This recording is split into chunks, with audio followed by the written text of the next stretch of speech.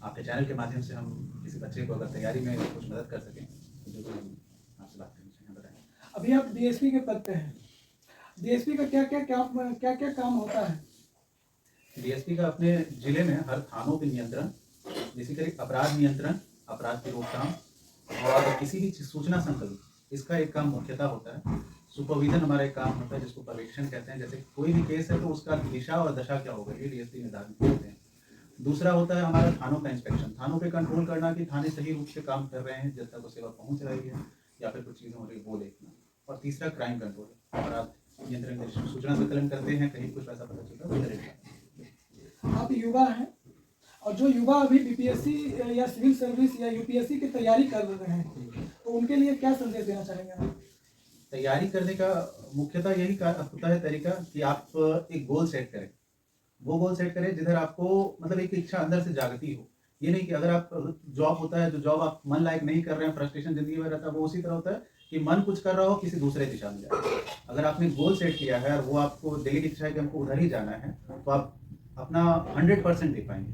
तो यही युवाओं से कहना है कि गोल पहले सेट कर लीजिए, अपने कैरेक्टर के अनुसार उसको पहचान लेना है, मुझे क्या चीज़ें अच्छी लगती है। जैसे हमारा था कि हमको 9 to 5 जॉब पसंद नहीं है, तो इसी कारण हमने पुलिसिंग लाइन चुना जिसमें 24/7 हम लोग इंगेज रहते हैं।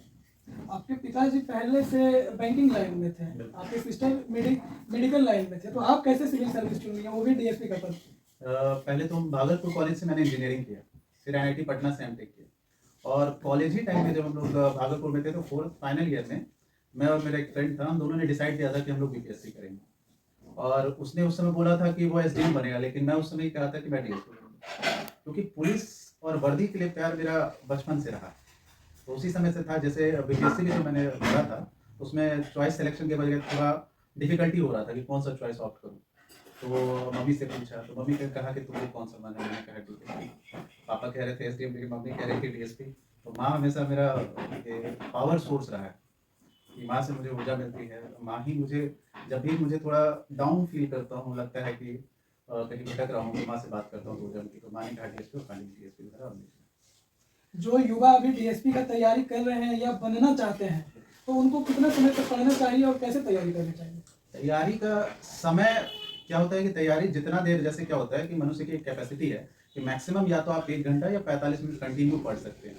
तो वो 45 मिनट कंटिन्यू पढ़ने के बाद 15-20 मिनट का गैप लें और पढ़ते रहें। सिलेबस को थोड़ी लाइन बाय लाइन पढ़ेंगे तो आपका निश्चित सिलेक्शन होगा। डेविएट नहीं करना है क्योंकि बहुत सारा मटेरियल पड़ा हुआ है। आप मटेरियल को सिलेक्टिव करें और कंसाइज करें कि जो मेरा सिलेबस है बस वो मार्क करके हम पढ़ेंगे, निश्चित आपका होगा। प्रीवियस ईयर के क्वेश्चंस को देखेंगे और सेट लगाएंगे, जरूर होगा। अभी जो महिला उत्पीड़न है बहुत ज़्यादा शिकार हो रही है महिला, तो इस पर आपका क्या राय है? समाज को क्या संदेश देना चाहेंगे? समाज को यही संदेश देना चाहेंगे कि महिला उत्पीड़ना जो हो रही है बहुत तरह के समाज में, इसके लिए कहीं ना कहीं हम लोग खुद दोषी हैं कि हम लोग को महिला को वुमेन फ्रेंडली इन्वायरमेंट नहीं क्रिएट कर पाते। फॉर एग्जाम्पल, जैसे अगर हम लोग स्कूल कॉलेजेस को भी देखते हैं, कहीं भी जाते हैं तो वहाँ महिला शौचालय की कमी है। तो ये क्या हो रहा है कि वो वुमेन फ्रेंडली नहीं है। या फिर जैसे महिलाओं को दिक्कत होती है ऑफिस कार्यालय में काम में, तो उनका फ्रेंडली इन्वायरमेंट बनाना एक जरूरी है, हमारी जवाबदेही होनी चाहिए। तो उसके बाद ही उनको हम सेफ इन्वायरमेंट इंश्योर कर पाएंगे और लोगों का नज़रिया भी उस तरफ बदलेगा।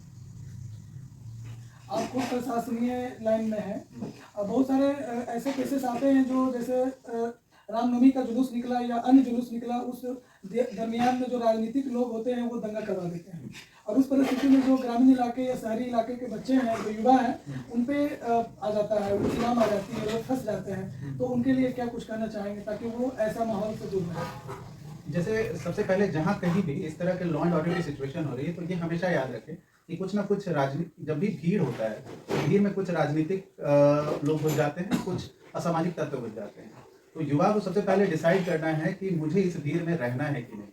वो भीड़ अगर ये जान रहे हैं कि ये गलत है तो उस भीड़ से सबसे पहले उन्हें अपने आप को आइसोलेट करना चाहिए। इससे भीड़ की शक्ति कम होती है और भीड़ जो होती है वो मंशा भी उसकी टूट जाती है, क्योंकि भीड़ की वजह से ही वो कोई भी अपराध को करने के लिए होते हैं। जब भीड़ छट जाएगा, युवा बाहर हो जाएंगे, युवा उसमें रहेंगे नहीं, तो भीड़ की शक्ति अपने आप कम हो जाएगी। तो युवाओं को ये डिसीजन खुद लेना चाहिए कि उस भीड़ में मुझे नहीं रहना, मुझे अपने करियर को डिसाइड करना, उस भीड़ से ऐसे होना। संविधान में क्योंकि हम लोग को ये मिला है शक्ति कि आप प्रोसेसन कर सकते हैं, लेकिन वो शांतिपूर्ण होना चाहिए। ठीक है, कहीं शांतिपूर्ण वैसा वातावरण सम्मेलन चल रहा है, वहाँ हम जा सकते हैं, लेकिन जैसे ही वो शांतिपूर्ण से आपको लगता है लॉ एंड ऑर्डर या कुछ उपद्रव करने के तो आप आइसोलेट कर लीजिए अपने करियर पर focus।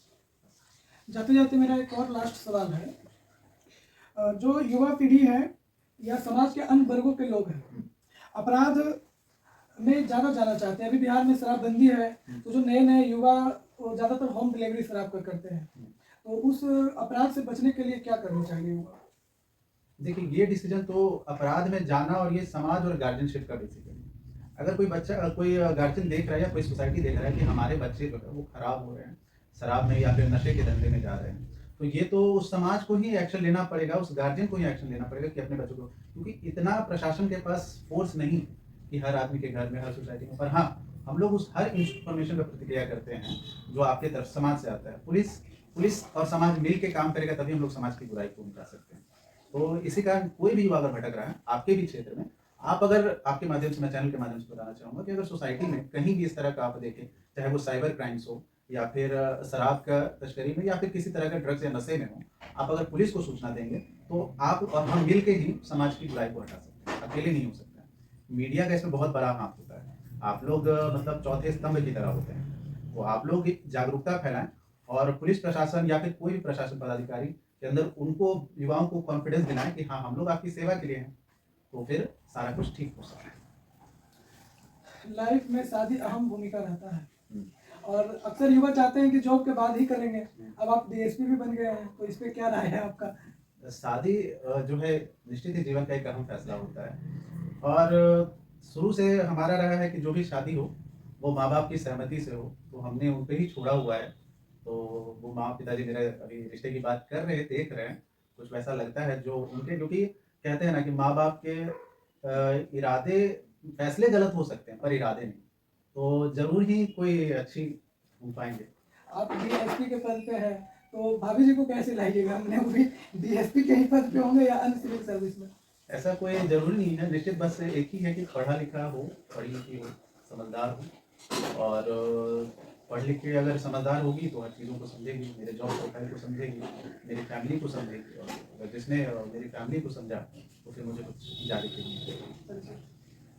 मेरा नाम कुमार वैभव है, मैं पुलिस उपाधीक्षक विद्यालय शेखपुरा। सर अभी सर से बात हो रही थी कि शादी की बात हो रही थी, आप कैसे बहू ला रहे हैं? नहीं, जो फैमिली शेयरिंग बहू मिलेगी उसी को लाएंगे और हम लोग क्लास में लगे हुए हैं। अब नौकरी कर रहा है तो शादी तो करना ही है उसको, तो जो उसके लायक होगा, ऐसे कहा जाता है किस्मत में जो रहता है वही मिलता है, तो जो होगा अच्छा से अच्छा हम कोशिश करेंगे ले आवे और जो उसका ध्यान रखे, खास करके उसका ध्यान रखे और अपने जो भी परिवार है सभी को एक साथ मिला के रख सके वैसी बहू लेंगे। और एक क्या है कि हम लोग जैसे 4 भाई बहन हैं, तो पिताजी का एक हमेशा रहा है कि कभी भी भाई बहन में कोई फर्क नहीं था। दीदी अभी हमारी MBBS डॉक्टर हैं जहानाबाद सदर में और बड़े भैया PPSC में हुए हैं और छोटे भैया उनका भी बहुत लाड प्यार मुझे मिला है। घर में सबसे छोटा हूँ तो समझ ही रहेंगे, बहुत लाड प्यार से पाला गया। तो छोटे भाई भी जो हमारे हैं अभी वो यहाँ हमारे साथ नहीं, सुपौल में अपनी ड्यूटी कर रहे हैं, असिस्टेंट लैंड सेटलमेंट ऑफिसर है वहाँ। तो वो भी मुझे हमेशा पढ़ने के लिए जो है प्रेरित करते रहते, कहते हैं कि तुम और आगे पढ़ो। उनका है कि और आगे पढ़ो, तुम और आगे पढ़ सकते हो। कभी कभी हम हताश हो जाते नहीं तुम और आगे पढ़ो। सबसे ज्यादा प्रेरणा किनसे मिला, पिताजी से या माँ से या भाई साहब से?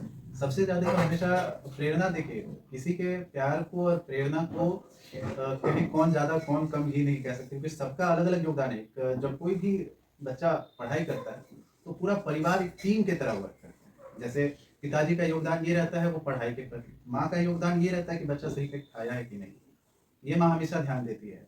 वो कभी ये नहीं पूछती है कि पढ़ वो कुछ खाए कि नहीं समझ, तो वो योगदान माँ का होता है। भाई बहन क्या होता है, प्रेरणा कुछ बातें अच्छी होती है जो माँ बाप से नहीं शेयर, वहाँ दीदी से शेयर करते हैं, भाई से शेयर करते हैं और अपने मन को थोड़ा हल्का करते हैं। और जिस दिन आपका मन हल्का हो तो भी पढ़ाई कर पाएंगे। तो पूरा फैमिली एक टीम वर्क के जैसा काम करता है और इनके संघर्ष को दोनों का तो हम हमेशा देखे हैं, तो वहीं से प्रेरणा मिलता है कि आगे बढ़ना है, गलत डिसीजन ना ले। अभी भी जैसे जहाँ पे जॉब कर रहे हैं कुछ भी वैसा रहे, तो हमेशा सही डिसीजन और न्याय कर पाए।